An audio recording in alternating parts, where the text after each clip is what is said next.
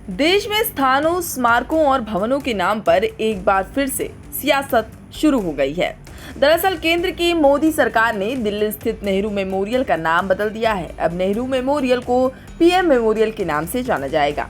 वहीं नाम बदलने के बाद से कांग्रेस सरकार पर लगातार हमलावर है। कांग्रेस ने मोदी सरकार पर नेहरू की विरासत को नष्ट करने का आरोप लगाया है।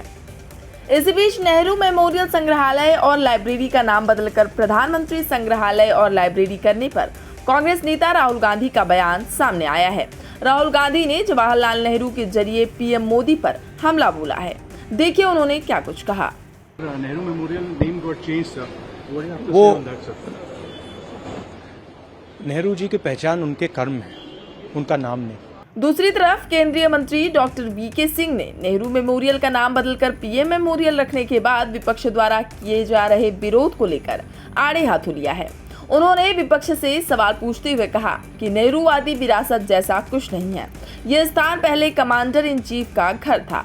साथ ही वीके सिंह ने पीएम मेमोरियल की जमीन के इतिहास की बात करते हुए विपक्ष की अज्ञानता पर भी तंज कसा। जिस घर की बात कर रहे हैं, ये कमांडर इन चीफ का घर हुआ करता था अंग्रेज़ों के टाइम।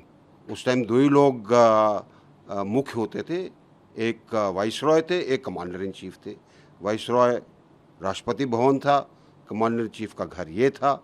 और जब पहला भारतीय कमांडर इन चीफ बना, उसने कहा कि ये घर मेरे लिए बहुत बड़ा है, करियप्पा साहब ने, और शायद ये प्रधानमंत्री के लिए घर ज़्यादा उपयुक्त रहेगा।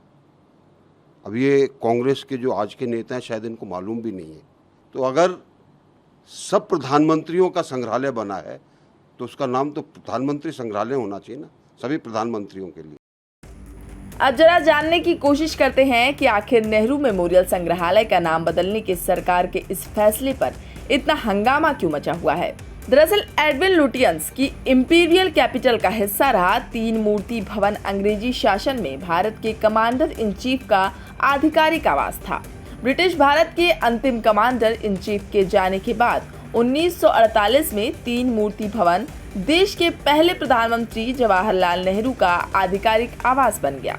वे अपने निधन तक इसी आवास में ही रहे। बाद में उनकी याद में इस परिसर को Nehru memorial museum and library में बदल दिया गया। प्रधानमंत्री नरेंद्र मोदी ने 2016 में विचार रखा था कि 3 मूर्ति परिसर के अंदर भारत के सभी प्रधानमंत्रियों को समर्पित एक संग्रहालय होना चाहिए, जिसे नेहरू मेमोरियल की कार्यकारी परिषद ने मंजूर कर लिया। संग्रहालय तैयार होने के बाद अप्रैल 2022 में इसे जनता के लिए खोला गया। इसमें देश के सभी प्रधानमंत्रियों से जुड़ी जानकारी प्रदर्शित की गई है। अब इसका नाम बदल दिया गया है, जिसके बाद से इसे लेकर कांग्रेस और बीजेपी के बीच जुबानी हमला तेज हो गया है। बहरहाल नेहरू मेमोरियल संग्रहालय के बदले हुए नाम पर छिड़ा ये घमासान कब और कहां जाकर रुकता है, ये तो देखना दिलचस्प होगा। फिलहाल के लिए इस खबर में बस इतना ही। देश दुनिया की तमाम बाकी खबरों से रहने के लिए अपडेट सब्सक्राइब करें हमारा चैनल इंडिया पब्लिक खबर और बेल आइकन को दबाना बिल्कुल ना भूलें।